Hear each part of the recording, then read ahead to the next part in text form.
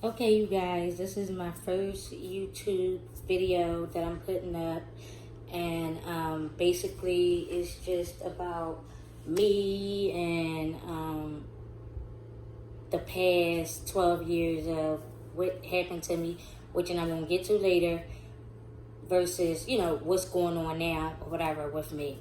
But it's going to be in different episodes. It's not just going to be like, I'm not going to rip your head off for a whole episode or whatever. But so, my name is Sierra. You could call me Sassy though. And excuse the chimes. That's my ring bell. It's okay.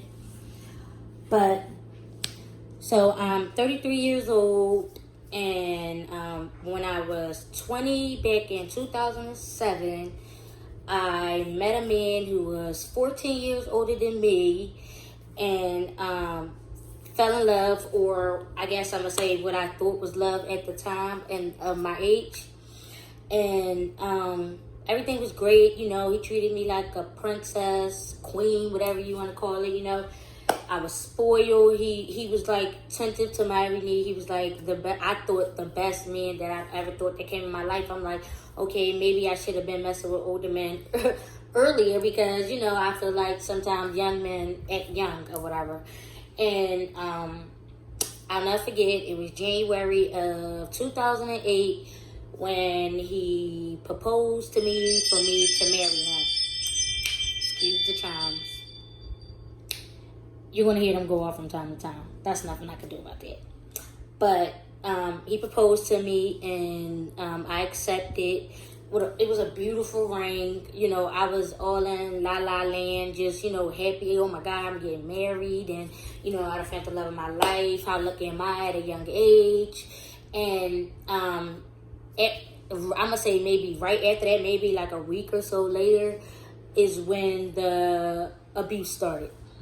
The first time he ever put his hands on me, he smacked me, and it was because I ran to Walmart for him because he was sick, to get him cold medicine, but I went with my sisters, so, they were getting things too, and to him, I took too long and didn't come back in time, so, he said something, I said something, I walked down the steps, because I had people was at my house. And I went to go to the basement, and I just heard like this loud thumping, and he came running behind me, and I turned around, and I'll never forget, he slapped me. Like, I'm talking about a hard slap. Like, it knocked my earring clear across the room from the slap. And I really couldn't believe it. I've never been in a situation like this, so I was really like, shocked and stunned that he actually did that or whatever. And, I was hurt. I was crying, because not just because he slapped me, but because I couldn't believe that he actually put his hands on me. I was trying to figure out, like, what did I really, really do wrong for you to actually have to put your hands on me? So, as the night went on, I was upset. I went up in my room. I went to lay down. He came in apologizing, making up excuses why he did it and how he didn't mean it. So, me being young, I'm thinking, okay, maybe he just let his anger slip once, and, he basically didn't mean it. And, am I willing to walk away from a man that treats me so good over one mistake that he had? So I say no. And why I say no? Because as a woman, we want to be like mothery. We want to feel like we can change somebody, make them better. And sometimes we can. And sometimes some people is just a lost cause. Point blank, period. So, I forgave him, thinking, okay, maybe if I don't do that no more, it'll never happen again. As time go on, things getting back to normal. I remember I wanted to go out one day, and normally I hang around him. He was running a bar, so I just normally the time just hung around him, because where he worked at, basically, it was like my family and people that watched me grow up. I knew everybody, so I hung around him. But this time I wanted to go to a different atmosphere. So I told him, I'm going to my sister's house, and I'm going out with them tonight, whatever. And at first he made it like it was okay, and I guess he didn't think that I was serious. So when I left, you know, he was blowing up my phone. I called him and he was telling me to come back and come back now, and I'm not going with them or whatever. So at first I was ignoring it or whatever, and I was like, I'm still going. Got all the way to my sister's house. Everybody's getting ready. I'm already ready. I'm just sitting there waiting for them. And he kept blowing my phone up, which, to me, I was like so embarrassed, because I'm like, even young, I've always been like a tough cookie, you know, like I was quiet, but as I got older, I was like a tough cookie. I just didn't take no shit. So I was embarrassed for them to know that, you know, this man is starting to be obsessive and, you know, stalkerish, want me to be around 24/7, couldn't be up from out of his eyesight, basically, or whatever. And I didn't say that to my sisters and them, you know, because I was embarrassed. Like, my cousin was there too, and me and her, we were very tight or whatever, and we were like Thelma and Louise. So I was embarrassed, basically, because I just felt like, you know, what is going on with him? He's changing rapidly so fast or whatever, and I just really didn't know what to do.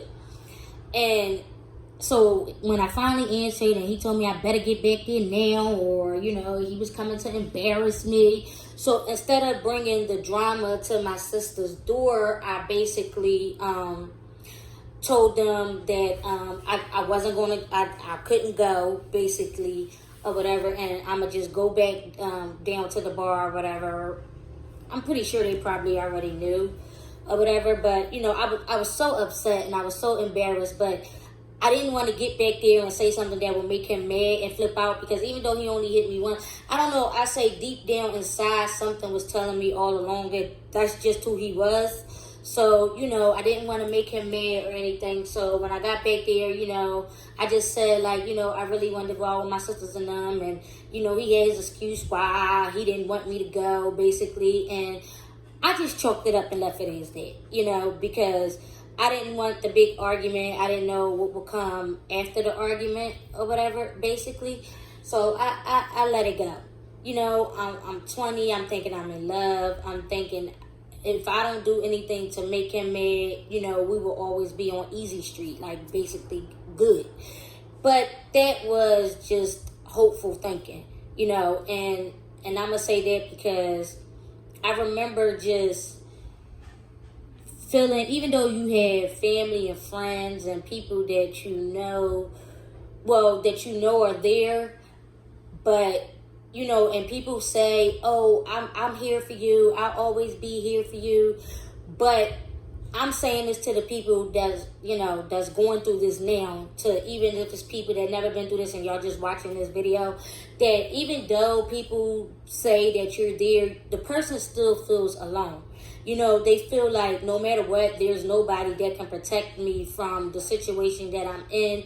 One, you don't want people to be saying, basically, you got yourself in this and this is what happened. You know, the I told you so's.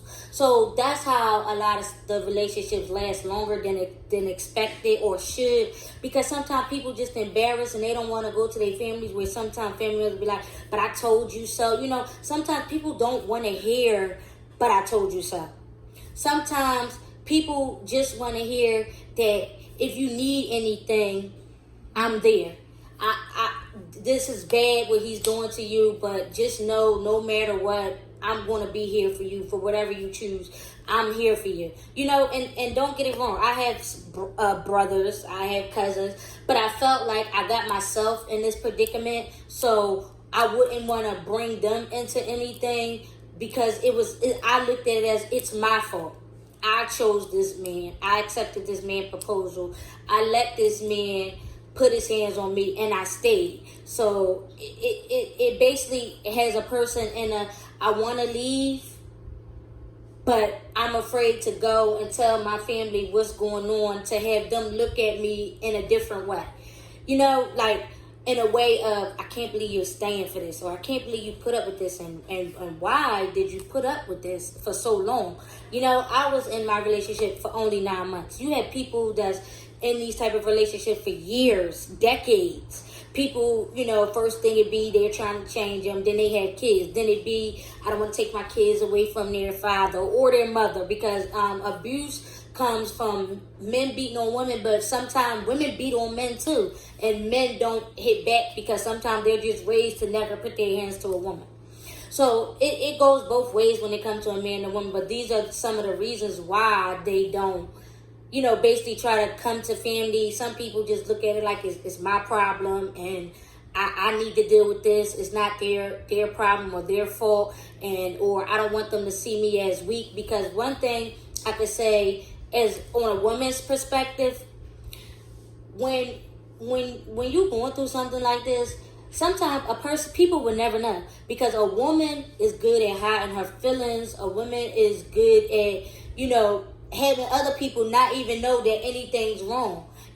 Black eyes. They'll wear sunglasses, or they'll put makeup on to hide that, and then they keep they happy spirits up around other people, not knowing really inside what's really going on in their lives and their house is actually could end up having them in a hospital, dead, anything, or even in jail for trying to protect yourself from a situation.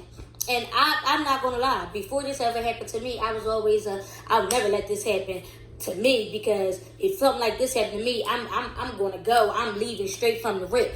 That's people's favorite line when it comes to something like this. But the one thing I will tell you is, you'll never know until it's you in that situation and you're the one in that person's shoes. Because I can look at it like, I look at it as, you can make an assumption, but if you was actually in my shoes at that time, would you even be able to deal with it? Live. Still have the power to try to go on with life. To keep your spirits up around people. Would you be able to do all of that?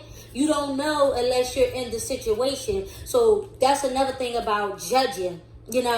Judging, one thing God say is, thou shalt not judge. And I'm talking about with any situation or anything that's going on. So the reason why I'm making this video is going to be different parts. But the reason why I'm making this video is because I know there's a lot of people out there who's going through what I went through, and who went through what I went through. Some people have lost their lives behind it. Some people have been hurt like me behind it. And on my different episodes, I'm going to get to what actually happened to me at the end of the relationship. But some people, they're at the point where it's like, it's stay or go, but it's really do or die. Because you have these men who threaten and, I'll kill you if you ever try to leave me. Or, just that type of things that will come out their house that will actually have a person scared. And sometimes they don't just be scared for themselves. People are threatening them and say, if you leave me, I'll do this to your family. So they think staying is not just saving them, but it's saving their family, And you want to do whatever possible to save your family, because you feel like at the end of the day, you put them in this predicament by even messing with somebody like this, or not being a good judge of character. And one thing you better know about abusers, men or women, they're the sweetest people at first. They have you thinking you're living on cloud nine. They have you thinking that you're living the best life, and they're the best person you'll ever want to be with, and they cater to you. They have you, so when it first happened, you actually still living, even for a long time, not even just when it first happened, you still be living in denial, because you're still thinking about how they was before this happened, or before this started to happen. You're hoping that one day y'all can get back to that, or it's something you can help doing to get them back to where y'all was in the beginning. But to be honest, that be a mask, a wolf in sheep's clothing, because at the end of the day, they be nice, sweet, and then they're really mean, evil. They don't just want to beat you down physically. They want to beat you down mentally. They want you to know that there's nobody left to be there for you but them. And in reality, it's a lot of people left. I started my group, United Hand in Hand, on Instagram. And it's for anybody. It's anonymous. You don't have to say your real name, none of that. If you ever just need to talk, it's DM or whatever. And I'm there to answer. I'm going to end this episode, well, video, and I'll see you next time. Thank you.